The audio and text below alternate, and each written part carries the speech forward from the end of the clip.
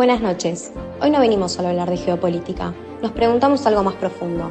¿Puede la política internacional guiarse por principios éticos universales como proponía Kant? ¿O estamos condenados a que todo se rija por intereses, pasiones y costumbres como pensaba Hume? Miren, el mundo real no se maneja con ideas abstractas. Si alguien te ataca, atacas de vuelta, así funciona. No necesitamos a Kant, necesitamos fuerza, estrategia, reacción. La moral es un lujo en medio del caos. Y seamos honestas, la mayoría de las decisiones políticas se toman en base al miedo. Miedo a perder poder, miedo a ser atacado, miedo a parecer débil. ¿Qué lugar queda para los principios ahí? Además, en el contexto actual con amenazas crecientes, no podemos darnos el lujo de esperar a que la ética universal nos salve. La política es acción y la acción muchas veces es confrontación. Y si lo que ustedes llaman reacción es parte del problema, ¿qué pasa cuando la defensa se vuelve agresión preventiva? Nosotros respondemos a décadas de ocupación, de sanciones, de humillaciones. Nuestra causa no es caprichosa, es el resultado de un pasado que duele. Y ese dolor no es solo simbólico, son vidas interrumpidas, generaciones enteras creciendo en guerra. ¿Cómo se pide paz sin justicia? Por ejemplo, en conflictos recientes como en Ucrania, vemos cómo el miedo y la desconfianza impiden cualquier diálogo. Pero también se muestra que la violencia engendra más violencia, atrapando a pueblos enteros en ciclos que parecen interminables. En cierto sentido, Hume tenía razón. Las decisiones humanas, incluso las políticas, no surgen de la razón pura. Nacen del hábito, de la experiencia. Y la experiencia en Medio Oriente es guerra, traición, miedo. La repetición de la violencia termina justificándose a sí misma. Se vuelve la norma. Como diría Hume, no actuamos porque algo sea racional, sino porque nos parece familiar. Y si lo habitual es desconfiar del otro, ¿cómo se puede romper ese círculo? La historia humana está llena de estas tensiones entre la razón y la pasión, y a menudo la pasión vence. Pero Kant decía algo clave: la paz no es un deseo ingenuo, es un deber, incluso frente al miedo, incluso frente a la amenaza. No se trata de lo que nos conviene, sino de lo que debemos hacer. Y eso significa actuar por principios, no por reacciones. Actuar como si nuestras acciones pudieran convertirse en ley universal. Si todos justifican atacar por miedo, nadie estará seguro, porque todos tendrán razón para atacar primero. Y Kant no ignoraba el miedo, sino que proponía no dejar que gobierne nuestras decisiones. Y además, ¿quién garantiza que los demás sigan esos principios? Si yo decido actuar moralmente, pero mi enemigo no, ¿qué gano? ¿Ser destruida con dignidad? Eso no es justicia, es ingenuidad. Cuando estás al mando, no puedes pensar solo en lo ideal. Tenés que proteger a tu gente. La política es responsabilidad, no filosofía. En conflictos recientes como la guerra en Siria o la escalada en Gaza, la dureza y la fuerza muchas veces marcan la supervivencia inmediata. ¿Queremos eso o queremos vivir en un mundo de ideales desconectados de la realidad?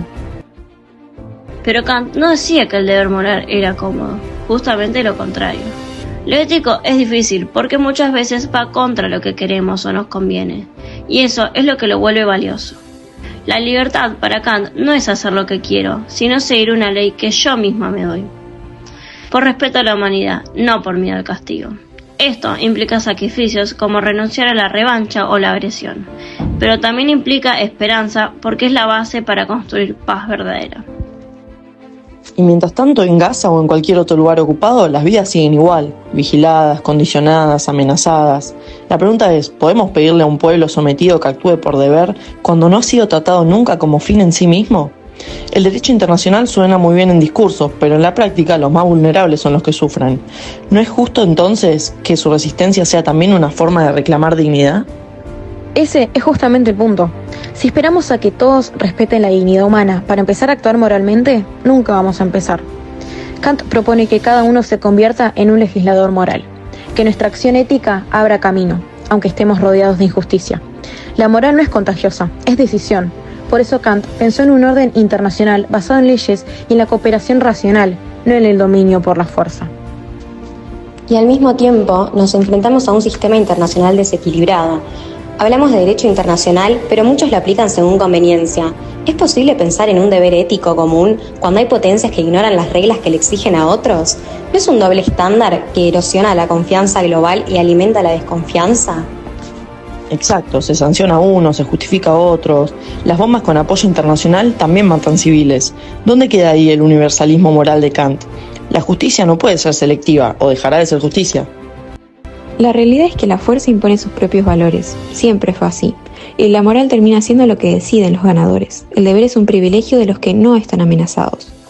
Esto se ve en la historia y en la actualidad. Las potencias con poder militar o económico marcan las reglas. Pero pensar así es resignarse, es aceptar que el poder define lo justo, y Kant justamente nos pide lo contrario, que sometamos al poder a la razón, que pensemos en una federación de Estado donde el respeto mutuo no dependa de quién tiene más armas, sino de quien respeta más al otro como sujeto, que la ley y la ética guíen nuestras relaciones, no solo la fuerza. Y acá Hume nos sirve como advertencia, porque él diría, cuidado con pensar que todos van a razonar igual. La cultura, la historia, las creencias moldean nuestras decisiones. Y eso hace que no haya una razón única, pero tampoco significa que no haya un mínimo común.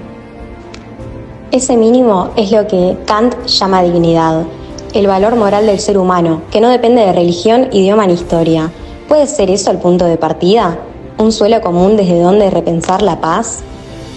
Debería serlo, porque si renunciamos a buscar un criterio universal, entonces cualquier acción puede justificarse y perdemos toda base ética. Ahí no solo pierde la víctima, perdemos todos, porque vivimos con miedo, con sospecha, imaginándonos el enemigo en cada rincón. Pero también hay que reconocer algo. A veces los principios chocan. ¿Qué pasa cuando el deber de proteger a tu pueblo choca con el deber de respetar al otro? ¿Cómo se resuelve eso? Kant diría, el deber no se negocia. No puedes usar al otro como medio para salvarte. Pero en la práctica, los dilemas morales no sirven como fórmulas. Ahí entra la prudencia, la deliberación. Entonces, ¿cómo seguimos? ¿Renunciamos a la ética o seguimos defendiendo principios que nadie respeta? Quizás el paso realista no es abandonar la ética, sino complejizarla. Dejar de pensar en blanco o negro, reconocer que la moral no es una receta, sino una brújula. Y aún así, sostenerla. Porque sin brújula solo queda caos. Porque si actuamos solo por miedo, solo por impulso o por hábito, no estamos decidiendo, estamos reaccionando.